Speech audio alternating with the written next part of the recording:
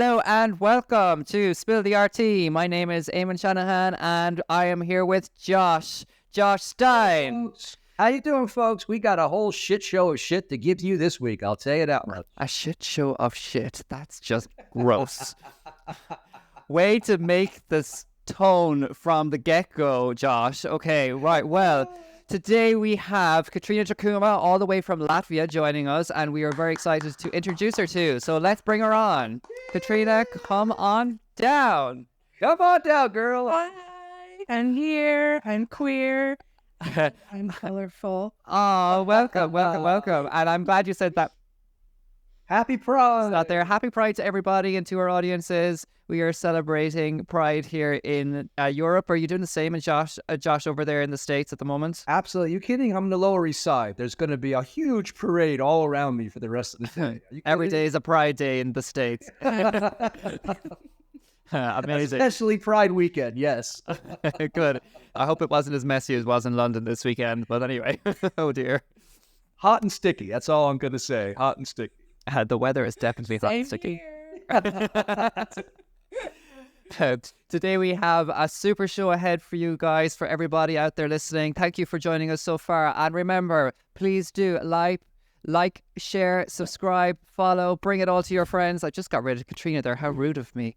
No FOMO. No FOMO. No FOMO. Share us with your friends, damn it. So let's get this party started then. Where are we off to first? So this first one's kind of interesting. I'm glad that we have you with us today, Katrina, because I really want your take on this. This is a gentleman who previously had a private museum designated that was more like designated for antiquities and older artworks, which apparently either sell really big or don't sell much at all. And also, by the way, don't attract much attention to your art museum. And he's decided to scrap all of that and is doing nothing but going and looking on the secondary market for female artists, buying them at undervalued prices and putting them in his museum, knowing he can get more people in and have better value over time. Yes, and this is the gallery. So it used to be called MACM or MACM. It is now called Famm, and it is dedicated to female-only artists, honouring them. It is a museum rather than a gallery, and it has apparently used to cost about, I think it's something like $200,000 or something per year to run on a no, $1 million. It's $1 million. It is now a year. It is now. It's now going to cost $1 million a year to run. So they are hoping to bring in a ton more visitors as a result of this changeover. They need 60,000 more visitors annually in order to break even. That's a lot of visitors to bring in, and I think their expectations are quite high for that. But then they have got some great artists coming in, showcase their works there, from Eva Gonzalez to Blanche Monet, Mary Cassatt. You know, there's a whole load of different artists that are coming in, as well as Abramovich, I think, has some works coming in there too. I think the issue is, but he's essentially doing this as an economic proposition, right? He needs to get people in, so he needs a way of getting more literal bodies in.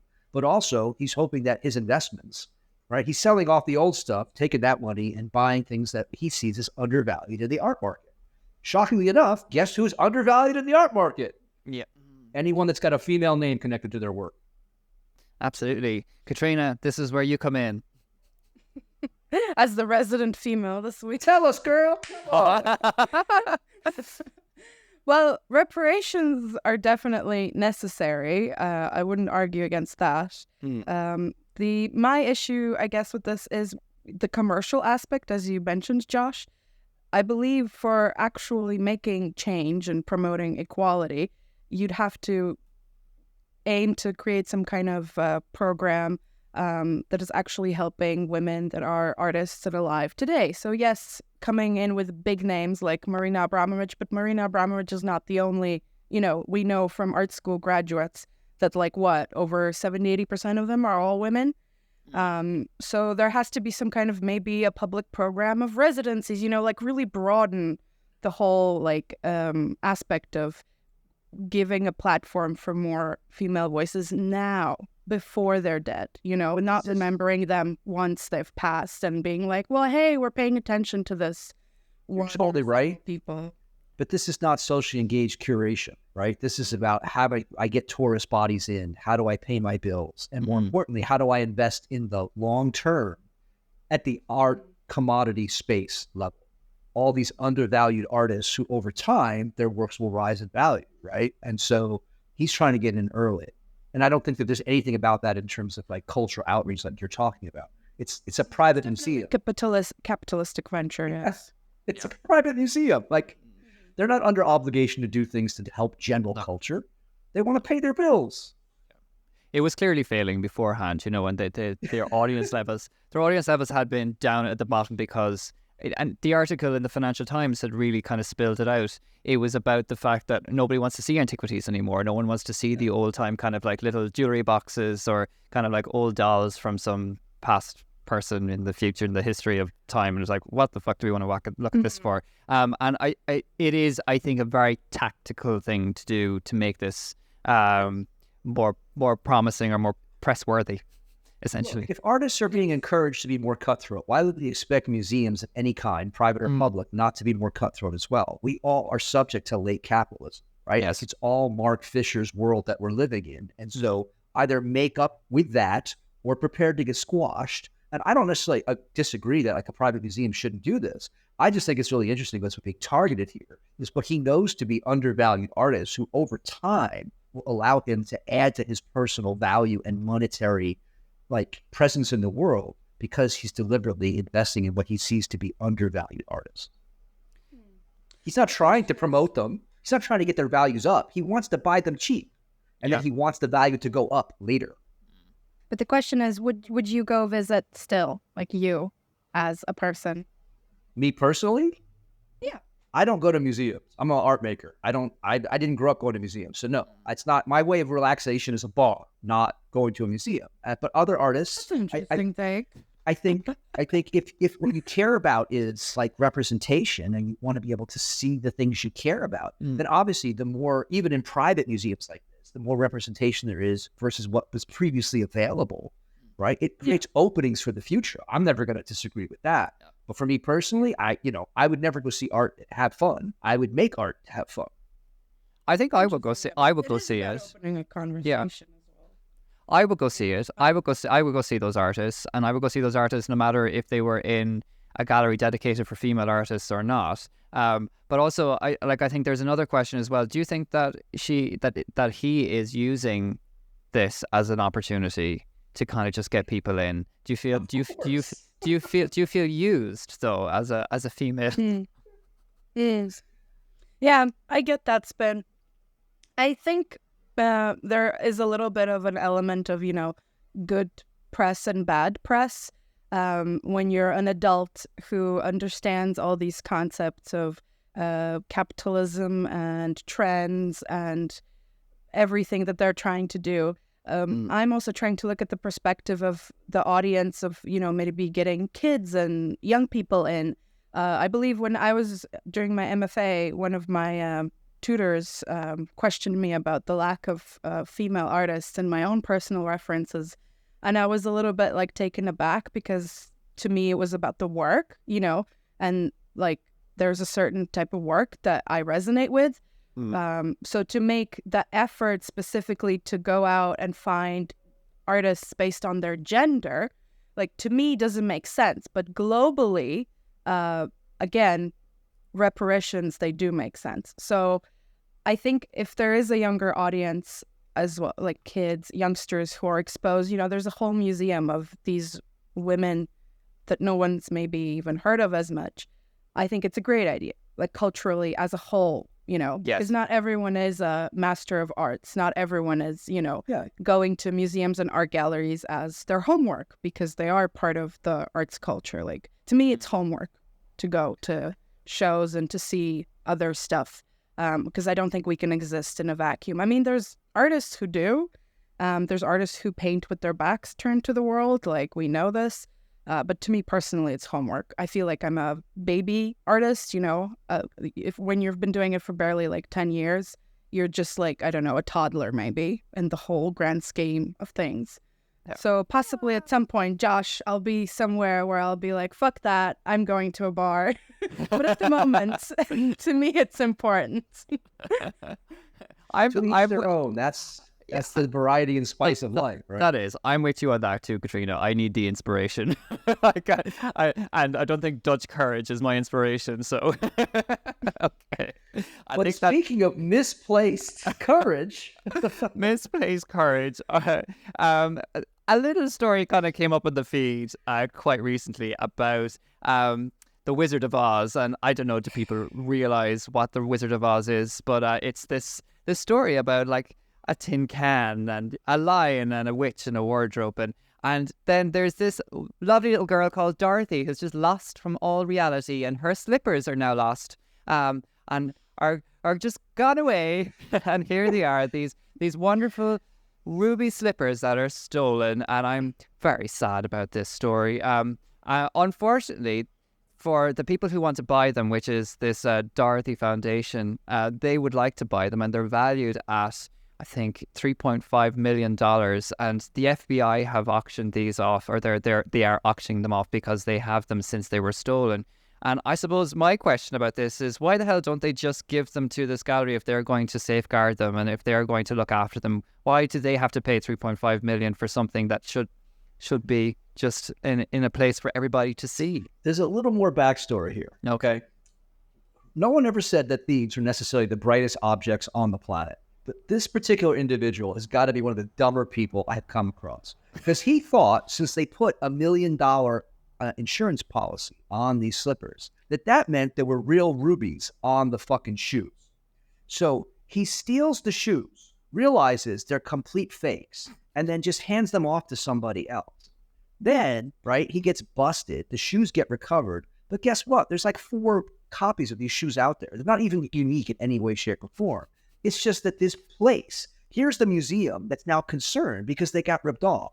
And now they want to get the shoes back to say to other people who might give them other kinds of Wizard of Oz related objects, you can trust us. It won't get robbed. And if it does, we'll have it back. We promise. It's more about like a private museum, right? It's how do we make money? How do we keep our reputation going? And I guess they got lucky because the person who robbed them is as dumb as all this kind of sound. They're obviously not real rubies. They're like it's like that stuff that you get in, like, you know, the cheap costume shop, and it's just tack. But at the same time, it's the legacy of the slippers, and I know there are 5 other ones of them, but it's the fact that they were probably worn by Judy Garland, and that, you know, that's the thing you're paying for. That's what you're looking for, and obviously that person didn't understand that this is why they're valuable. But yeah, I don't know. Pro tip, kids: Hollywood is fake. Yeah, but it's. But it's like a Marilyn Monroe dress. If you have a Marilyn Monroe dress, that's worth a shit ton of money also, because it was worn by Marilyn Monroe. And likewise, these slippers were worn by Judy Garland. So they are like, and they're part of a culture. You know, they're part of the start of the really messed up world of the Wizard of Oz sometimes. If you want to kind of unpack that, maybe that could be a segue conversation another day. But yeah. I don't know. What do you think, Katrina? I mean, the art, you know, mimics reality and reality as art. So I haven't even heard of that story before, Josh, that somebody actually did think that they were real rubies. Yep. For me, this is a whole new perspective. And I mean, to that, I can just say, wow, and it wasn't an interesting about the rubies. He was told there was $1 million insurance policy on them. And he just assumed that meant, since they were called the ruby slippers. But who has lived anywhere in the Western world in the last, 75 fucking years that's not aware of this film called The Wizard of Oz? And yeah, that's so amazing. Right? Yeah. To just bypass that cultural phenomenon. I just completely went past you. That's... Oh dear. At the gallery are going to... Once they have it on you, the gallery are going to put Ocean 11 type proof security into the protection of these shoes. So you can be damn sure that they're going to be well safeguarded from here on. Of course, George Clooney will be there to make sure that these shall never be stolen again. George Clooney will be at the press release launch of all of this. He will be advocating the royalness of these slippers. How fabulous. Okay, kill you now. Is that it, Josh? That tea is spilled. That tea is well spilled. I don't know what else we could say about that tea, to be honest. But now let me just tell you a little bit about Nua Collective. Nua Collective are a visual arts collective with 20 artists that just showcase their artworks to an audience on our platform at www.nuacollective.com. We have an array of different things that you can see there, from publications to podcasts to all of our different artworks. So do check it out, www.nuacollective.com. On where are we going to? We are going to just have a little bit of a checkup, I think, on our friend Stuart Semple, aka Anish Kapoor. And on his social channels this week, he shared a little bit of a quack quack. Vanta Quack. And this is the quack quack, and as you can see, this is in relation to Anish Kapoor's purest of pure black color pigment that he has created, and it is now being dubbed by Anish Kapoor II as Vanta Quack. And there's some really cool comments there that I think are really funny. And so can I kind of pick one out? There was one that was, I am scared to find out if this is a natural appearance of black 4.0 acrylic paint on the sweet little creature, the poor little pet. But it goes on. There's so many funny comments in that. So if you do have a moment, head on to Stuart Semple's page and you'll find a list And it's not Anish Kapoor II, it's Anish Kapoor 2.0. Apologies. No, yes, yes, that's better. That's much better. Apologies for my lack of regalism, or for my influx of the regalism on his name. But yeah, Anish Kapoor 2.0 is alive and well, and he is throwing out the content this week.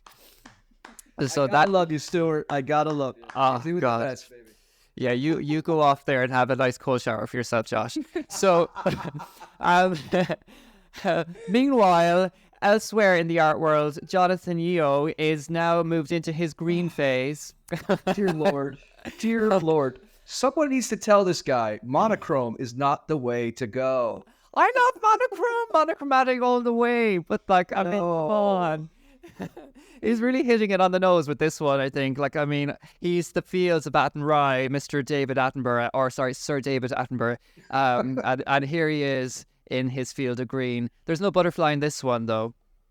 It's just like Right? Homer Simpson's into the ferns, right? It's just like David Attenborough into the shrubs, you know? Like, Dear. Oh, God. Oh, Josh.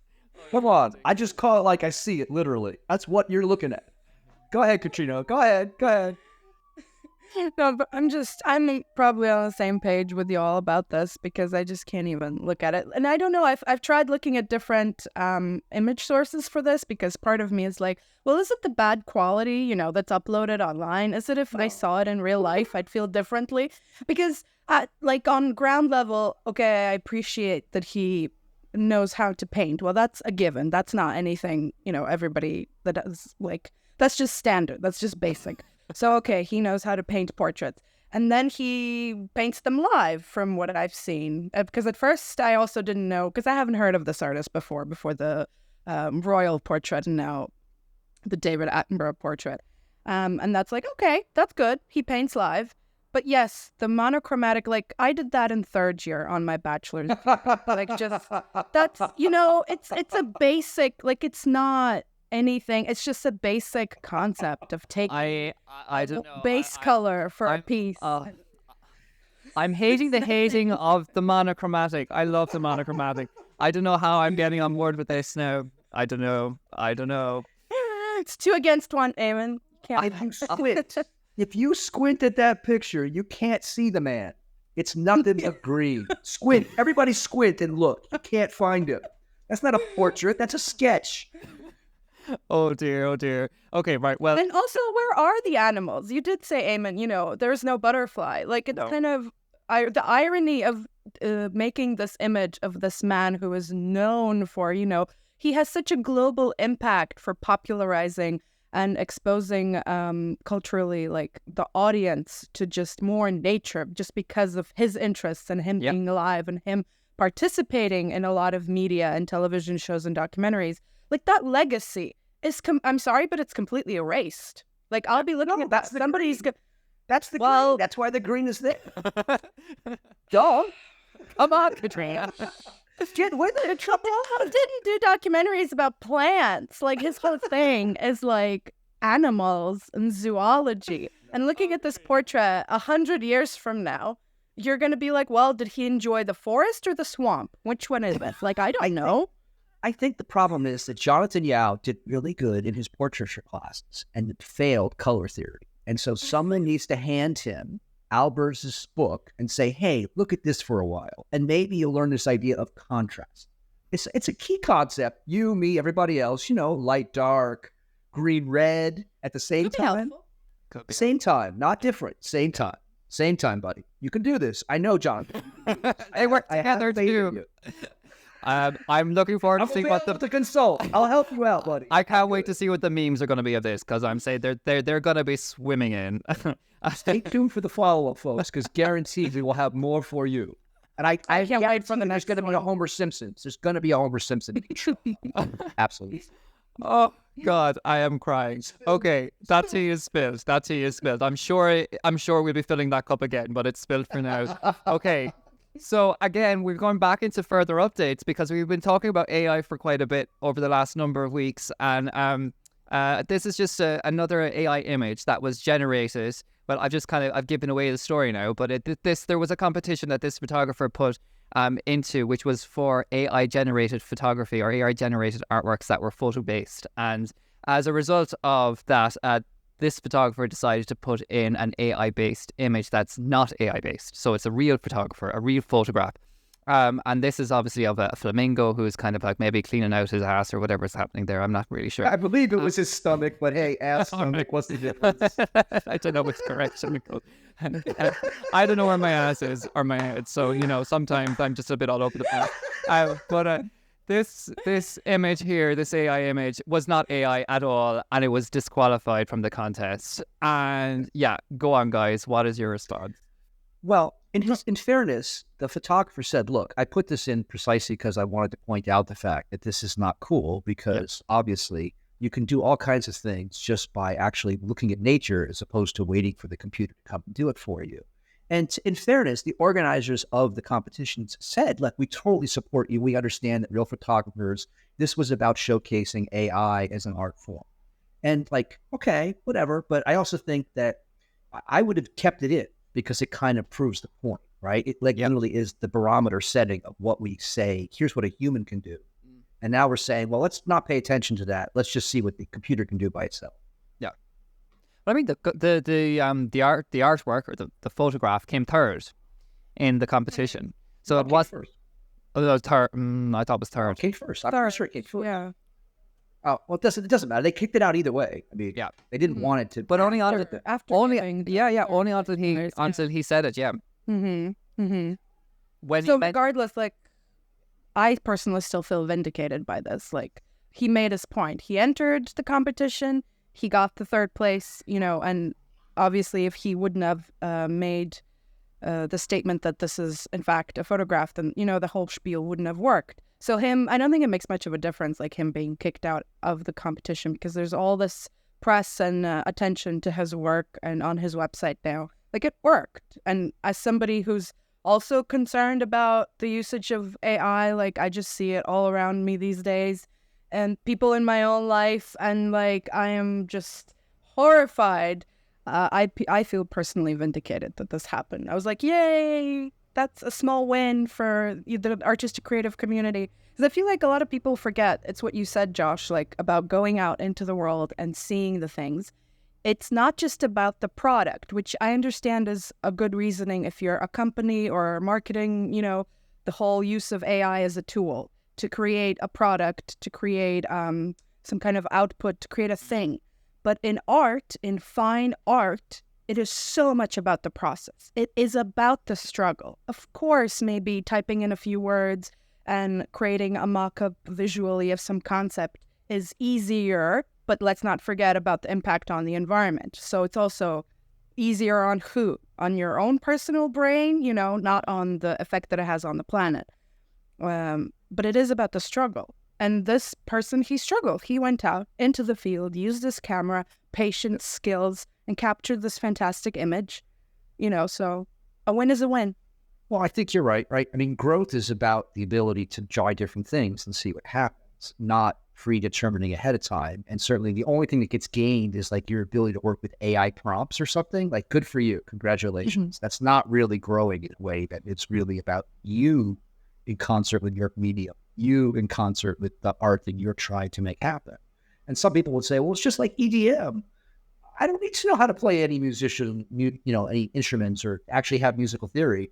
I just program it all. Out comes something great. Well, it's not really you then, is it? It's just kind of a black box. You're just relying on somebody else to have set up a bunch of switches and something cool pops out the end. It's like an Instagram filter. That's not art. It's predetermined. And did you guys see that statement, by the way? There was some, it's not even worth remembering her name, but some woman about, she was like going on about the AI technology, how maybe some jobs shouldn't even exist, like in the arts sector, because she was defending AI. Have you seen this? Like, no, but my response is... Okay.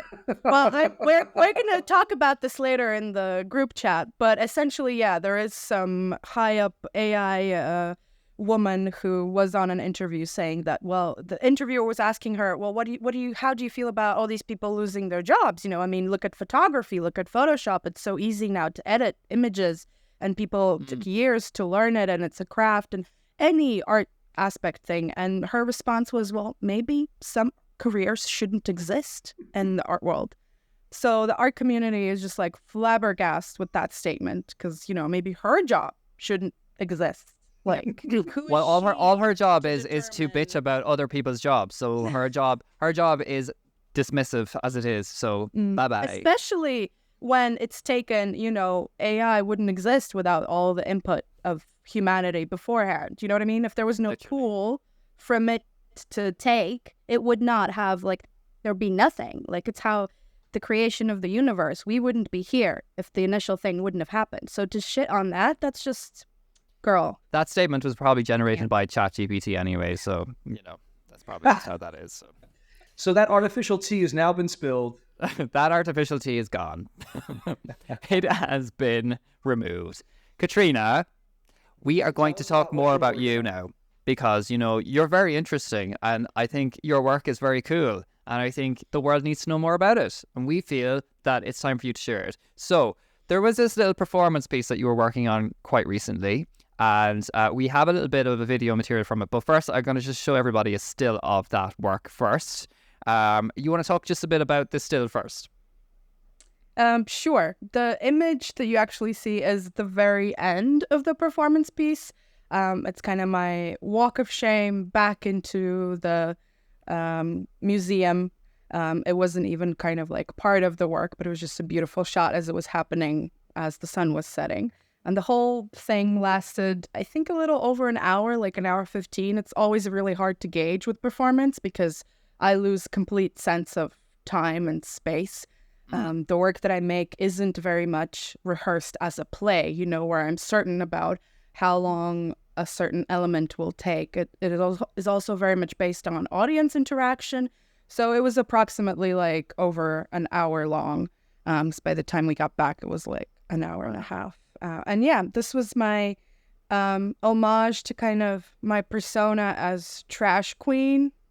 I created this whole collection of plastic trash curated. So there's all these rules of what can be collected and why, based on my research into our plastic consumption and recycling and science behind how it impacts the environment. So some of it is a bit like tongue-in-cheek, like the dress, for example, that I wear at the very beginning, as you can see on the video while I'm walking in. There's like this text spray painted on that says no whites, no blacks, no grays, no browns, no, I think I might say something else, no neutrals.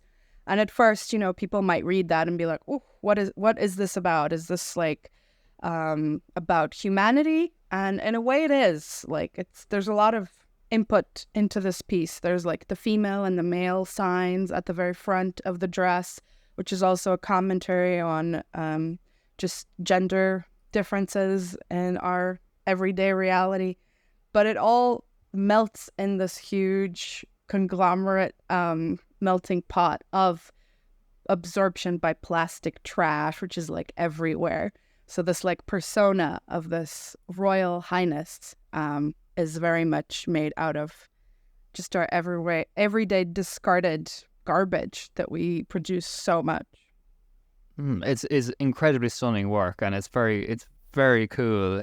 And the fact that you're saying so much without saying anything is incredible. The work itself also, you mean it was in this very cool fashion show like environment, and that whole high fashion element that kind of comes with the fact that it is you talking about trash and talking about like waste and obviously how that affects what we're doing on a day-to-day basis in our domesticality. It's just incredible. I think it's just really cool. Thank you. That means so much. I'm really glad that like it happened at all as an event. Like it's a big moment for it to occur. Can you say us a little bit more about the rules you use for selecting the plastic? Yeah, so as I mentioned, there's these color considerations because during my research about plastic and specifically about recycling, because there's this myth about, like you should recycle, but really recycling, as we know, is the last step. Like before you even get to recycling, you should reduce your consumption, then you should reuse, then you should repurpose. And there's actually in like the environmental community, and once you go into some research about this, there's so many REs like before the recycling. And in terms of actually recycling, the worst kind of plastic, which is interesting because let's remember that Lush exists. And if we think about how their packaging looks like when it's in plastic, when it's not in paper, what color is it usually? Black. Yeah. And that's actually like the worst plastic to get recycled. Like it's almost impossible. Like all the technology that they have for like the scanners to separate and everything to do, that color is very problematic. The easiest ones are usually white and clear. So I pick everything that's really bright colored, which is kind of like in the middle. But that's also because of personal aesthetic considerations, because I love color and I read a lot about color and I try to research it as well. So to me, those rules are kind of, an amalgamation of all these personal and both universal things that are going on. So that's why there are, no whites, no blacks, no grays, no browns, no clear, like just plain plastics in the work. Amazing. Yeah, no, it's really cool work and like very impressive. Katrina, that's been really super, and thank you so much for coming on today as well and spilling the tea with us. You have been fantastic and an amazing person to have on, and we will be sure to drag you on again to talk to us. But Josh, what do people need to do now? Remember to like, share, follow, send to your friends, find people for the end of the day. Do it. Don't miss out. We got all kinds of crazy shit coming because the art world never stops giving what it gives. Nothing but weirdness. Nothing but weirdness. Well, do you think that we had enough shit on today now, Josh? Because I think at the beginning of this conversation, a shit pile of shit today. We had a shit pile of shit today, and I think that shit can now just be flushed down the toilet. But that's all for today, folks. Thank you so much for everybody joining us. Thank you, Katrina. You've been amazing. Make sure you do check out www.newacollective.com. See you soon. Adios, amigos. Happy Pride. Happy Pride.